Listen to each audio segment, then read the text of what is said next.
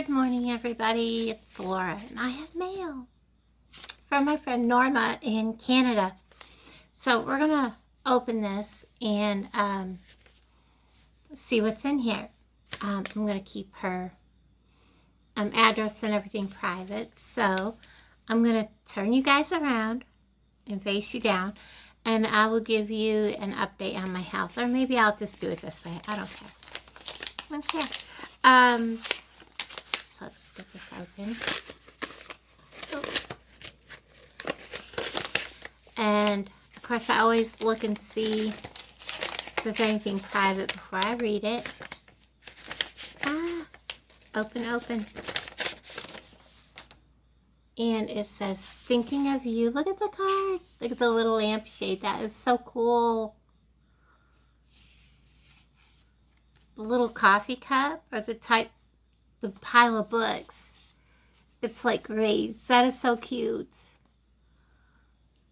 Oh my gosh. I love this card.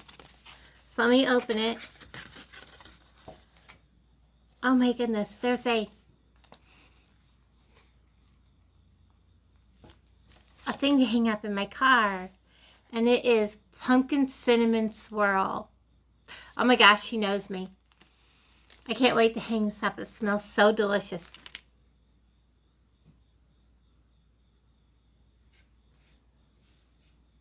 And this is the inside. And it says, hi Laura, I hope you are keeping cool. I hope you like Sentsy Circle for your car. I love watching your YouTube channel. You make my day. From your friend, Norma. And yes, pumpkin, cinnamon, anything like cinnamon, pumpkin spice, apple, lilac. Yeah. And I don't have anything hanging in my car currently. I did have for a while, and it kind of gave up the ghost.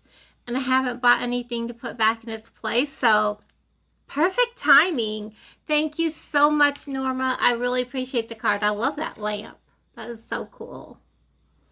That is so me. Pile of books and, you know, just comfy. It just looks like something I would do. Definitely.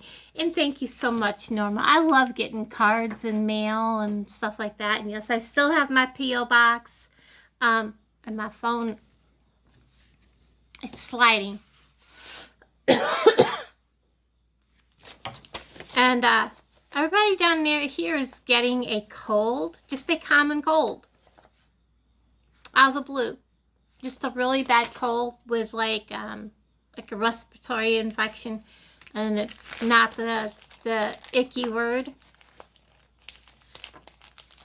And it's this crazy weather we're having. Oh my gosh, that smells so good. I'm going to put this in my car when I go back out to my car, which is not running right again. And it's odd because it's back down to the half tank mark. So, health update. Thank you so much for the card, Norma. Okay, so I go the first to get this tooth pulled. This one, oh my God, these two over here gave me fits. First of all, they said stop taking your blood thinners the day before and the day of and 2 days after. I'm sorry. I know my body. I should have listened to my instinct and done what I thought should have been done, was like 2 to 3 days before, because this did not stop bleeding for like 5 hours. And excuse my neighbors, it sounds like they're fighting. 5 hours of bleeding, guys. And my blood sugar started crashing. It was terrible. Because I couldn't get nothing in me. I couldn't drink nothing. I couldn't eat nothing. Because my mouth was so full of gauze trying to get the bleeding to stop. And it finally stopped. I had someone bring me some glucose gel, which I got 3 tubes in to get it back up because it was down to 58. And I was really close to just going to the ER. And I got it back up, got the bleeding to stop, and it was just horrific. I knew better. When I go get this one over here pulled, on the 1st. I'm sorry. I'm doing what I know is best for me. And then the 6th, I go to get my upper denture made. I have to go the day before because my appointment is at 7 o'clock and I have to be there 20 minutes early to fill out paperwork.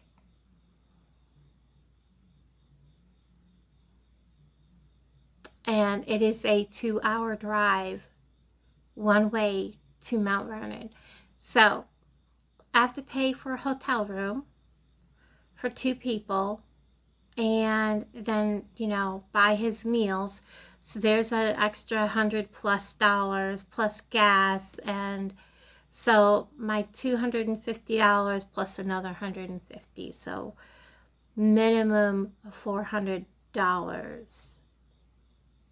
for that trip alone. So the $450, I forgot to record me pulling the money out of my things. So my car's not running good this morning. It about quit on me, stalled out.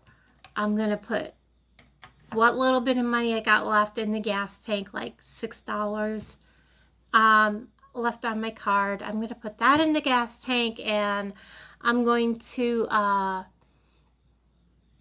drive up to him today. I'll take my thing and I'll do a taking money out. I can't put money in it. I don't have it. I have somebody that owes me some money, and they were supposed to give it to me, and guess what? Now they're avoiding me. I hate that, because I kind of thought this person was actually going to be honest enough to give me the money. It's a no-go. And you got these people that, you know, you sell on like Facebook. Say, I want this, I want this, I want this. And then they make, say, I'm going to meet you at such and such a place at a certain time. And then they no-show.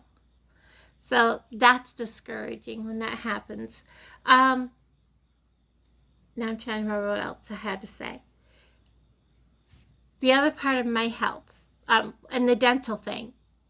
That lady that hates me at the dentist office is now wanting to refuse to give me any more appointments.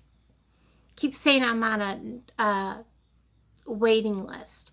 And I'm like, no, I'm not. And I'm this close if they mess this up, because those dentures are only good for up to 30 days in that solution. If they mess up my dentures, I will be getting an attorney. I'm going to sue them because I am not paying out of pocket for another set of dentures plus another trip. It's pissing me off because she does not like me. The other ladies had no problem giving me appointments. No problem whatsoever giving me appointments. She, however, has been giving me fits. One after another, after another, after another. Every time I walk in there, she's giving me an attitude. She's giving me a runaround, and I've had enough of it. Just saying, does anybody else have somebody at a doctor's office that just hates them and gives them problems for no reason whatsoever? I mean, come on. I've been going through this for 4.5 years to this dentist office over one lady. And I thought she was completely gone. So I thought we were over this, but apparently not. And they're the only dentist office that will do the denture to go thing. That takes Medicaid. So, there's that. Now, let's go on to the rest of my health, which kind of irritates me because my doctor said this had to be done immediately because of my liver being so bad, and he was worried that something was going to happen, and I had to get this gastric bypass done as quickly as possible because we need to get my weight down below 140 for a multitude of problems. First of all, that reduces, because of my liver failure. He didn't go into details about that, and he said it also will slow down the progression of my kidney failure, and I won't have to go on dialysis as soon. Plus it'll help with the diabetes. Well, no crap. I've already gone off from one diabetic medication. So there's that. I've already done that on my own because not being able to eat, my blood sugar's really low. I often have to eat something sugary, like pour a bunch of sugar into applesauce in order to get it up. So we've got that. I went back to my next appointment and I was like, I haven't heard anything. Oh, I didn't know you wanted to do that. I was like, I thought you said that it had to be done, so I was waiting for a phone call. Oh, okay, we'll go ahead and put the referral through. Okay. Well, it went back this month. I still hadn't heard anything. And I said, I haven't heard anything from anybody from whoever does the gastric bypass. Well, let's look. Oh, well, I guess I need to put the referral through. And I was like, that's 2 months. 2 months. Okay. So he put the referral through. A lady calls me like the next, I think 2 days later. She doesn't sound like she has 2 brain cells to rub together. I'm sorry, but she didn't. She first says, I don't know of any doctors that still does this. And I'm like, what? Where are you? What planet are you on? Hello? Or are you calling the wrong person? And I said, what? You're kidding, right? She goes, nope, no, I don't know of any doctors that still do this surgery. Not around here anyways. And I'm like, what are you talking about? She goes, well, there might be one down in like this one place. I'm like, it's all Kansas City. What are you talking about? It's still Kansas City. People in Kansas City have a mentality of this part of Kansas City, this part of Kansas City, this part of, south, northeast, central. But their little section of Kansas City that's where they live and reside. And anything not in that is not their area, okay? Anything outside of that don't exist, okay? It's kind of like New York State and New York City. New York City, New York State,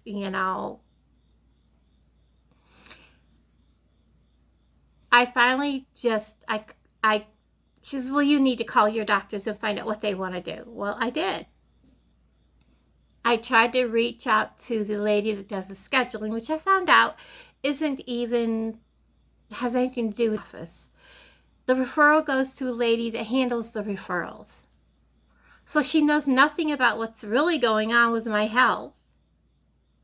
So she really know who to actually contact. So there's that. I tried to leave a message explaining. Of course, 2 days later, I have heard nothing. So I do some research myself, find out who it is that should be contacted. All this, I get on their website, I find a phone number, and I make a phone call. And I explain what's going on and that, the doctor's office has a person who handles referrals. They don't know me. They don't know my health. They don't know why the referral's going through, so they really don't care. So the lady says, let me do some digging, and here's our fax number. Call your doctor's office themselves back and speak to his nurse and give them this fax number. We need the referral fax to us directly. So that's what I did. And then they called me back, and guess what? They scheduled me my first consultation November 30th. Now, let me tell you this, because Doctor could not lose weight. I had to stay 30% BMI or above, 30 BMI or above, in order for them to approve the surgery. I have been struggling to keep my weight at 165 because I was down to 160, so I had to gain 5 pounds. When you cannot eat without being in excruciating pain, I tried eating, made myself extremely sick, put myself in a lot of pain just to get myself up because all that food just sat there and put me in pain. Let me tell you, I was not a very nice person at my doctor's office because I was in so much pain. I was very short-tempered. I did not want to talk to anybody. I wanted to go home and just make myself puke, get the shit out of my system because I could not stand myself. Okay?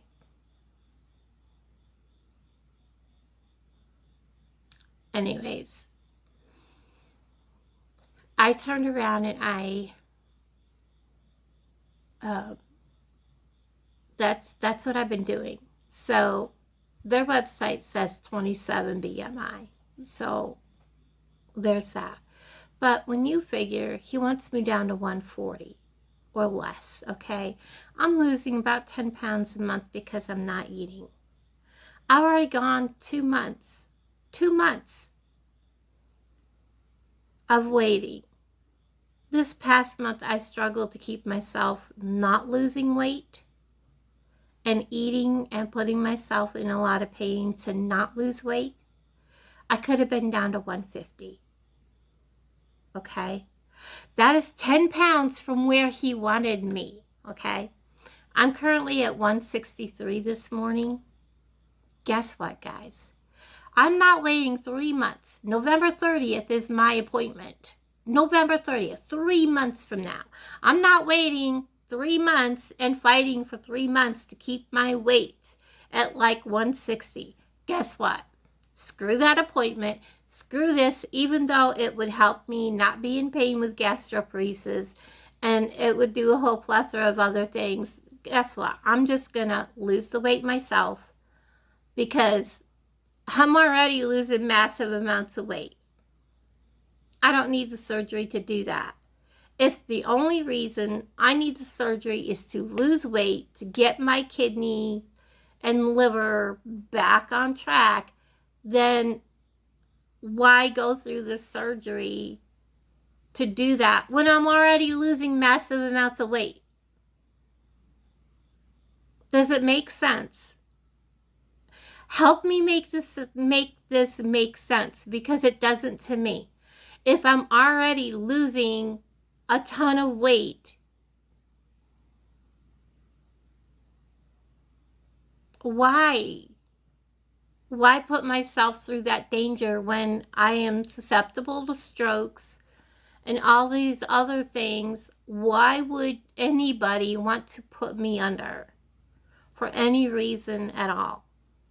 I don't understand it. I don't understand the whole, yeah, there's health benefits from it, but if the only other health benefit from doing this surgery is to shrink my stomach down to this size, because that size of stomach has less pain, well, I'm sorry. This compared to the chances of something happening while I'm under because of my major health conditions I have with issues of having strokes and things like that, I don't think that really is beneficial to my health. I do have an appointment with an actual GI doctor, the GI doctor that he claims he was. I found out is nothing but a general surgeon. He is not a GI doctor. He's been treating me for gastroparesis for 4 years. And I find out he's nothing but a surgeon.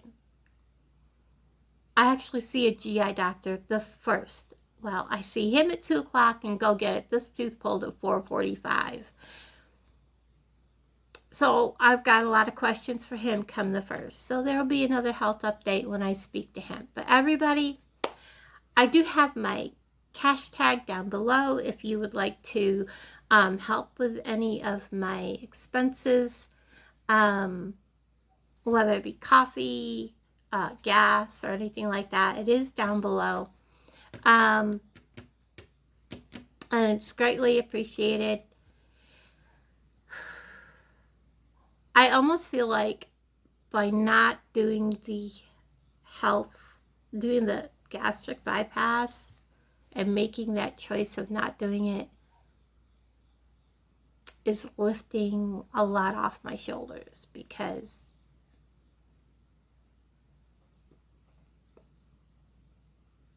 I've already lost so much weight. I was at 187. I'm down to I was down to 160. Now I gotta lose 3 more pounds to get there, but that's not a problem. I'm not eating. But that's okay. I got this. So everybody, I love y'all. There's my health update. I will let you know more. Well, after I can talk, because it's going from the GI doctor to get my tooth pulled at the same day. So it'll probably be like the next day when I can talk again. Let you know how the dentist went, and then let you know how the GI doctor went. So for now, I'm going to sign off here and talk to all of you guys down in the comments below. I love you all, and I'll talk to all of you guys later. Bye, guys.